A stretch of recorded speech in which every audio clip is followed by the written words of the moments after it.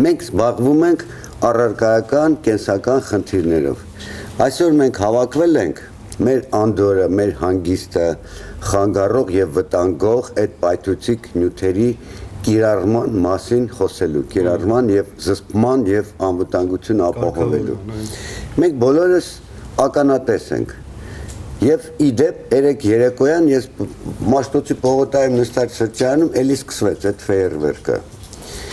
Այդ աղմուկը, այդ վտանգները, մենք բոլորս ականատես ենք։ Հրապարակի վրա 157 մարդ հայտնվեց հիվանդանոցում փուչիկների անորակ կամ այդ տոնական այդ խմբությունների։ Մենք ուզում ենք բարձել լիցենզիավորման վիճակը, անվտանգության աստիճանը, կարգավորող օրենքները եւ օրենսդրական ակտերը, այդ վտանգները համատարած են։ Վտանգ կա ուղիղ առողջությանը, բայց վտանգ կա նաեւ աղմուկի առումով։ Այն մարդիկ, որոնք ապրում են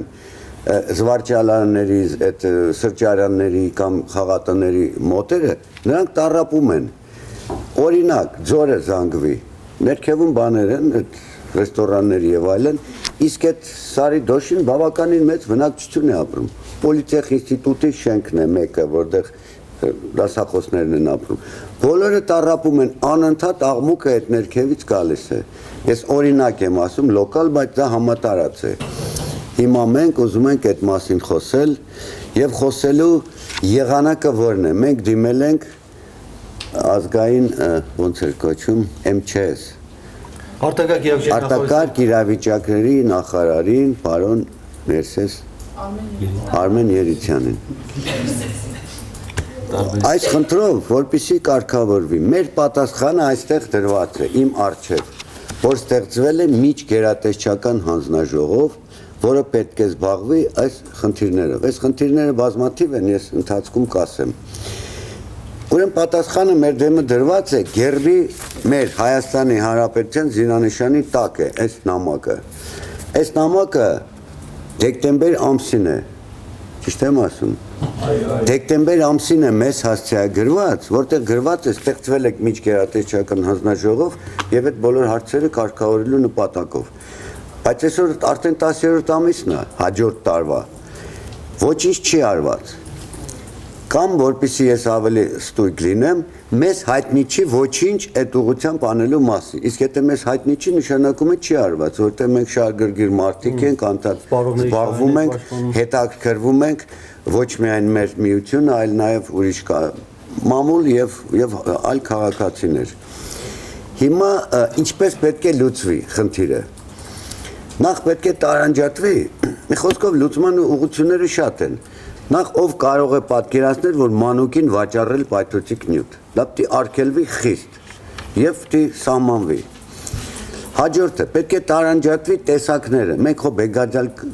բենգալյան կրակը նպատակ չունենք արգելելու, բայց կա ռիսկի աստիճան, իսկ դա մասնագիտական խնդիր է, դա տեխնիկական անվտանգության եւ մենք ունենք, կարող է ստույգ չհիշեմ, տեխնիկական անվտանգության կառույց, որը ղեկավարում է գեներալ։ Եվ մասնագիտական խնդիր է, մինչև որ աստիճանը պետք է արգելվի, որը կարելի է օգտագործել։ Մեզ հայտնի չի, բայց մենք հասարակական կառույց ենք, դրական մասնագիտական կառույցներ։ Եվ հետո ժամ գոյություն ունի։ Այս մեկը, որ մեր մոտ հստակ սահմանված է, մինչև 11-ը։ 11-ից հետո ոչ մի աղմուկ, ոչ ոք, ոչ միտեղ իրավունք չունի անելու։ Դե բագում, դե անկախ այդ ֆեյերվերկերից, ընդհանրապես աղմուկ։ Բանն այն է, որ սա շատ ունի կողմեր բազմաթիվ, ես հիմի թվարկելով գալիս եմ ու կարող է որոշ բաներ բաց թողնեմ։ Կարելի առանձնացնել տեղեր, քաղաքից դուրս, զվարճանքի վայրեր, սրճարանային կոմպլեքսներ, մենք գիտենք, որ շատ կան։ Խնդրեմ, որքան ուզում եք ֆեյերվերկ արեք, բայց չի կարելի քաղաքի մեջ։ Վտանգների մասին ես չեմ ուզում նորից կրկնվեմ, բայց 157 հոգի հայտնվեցին հիվանդանոցում։ Այդ թվում բոլոր երիտասարդները հիմնականում եւ մի քանիսը ռեանիմացիայում։ Եվ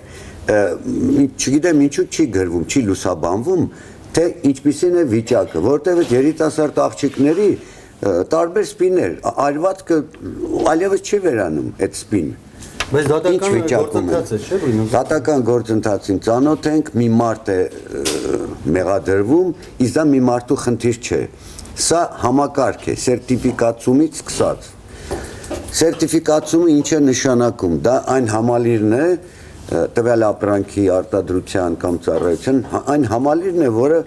որակը անվտանգությունը բոլորը ուսումնասիրել է եւ տվել է սերտիֆիկատ, այսինքն տվել է կյանքի կոչելու իրավունք։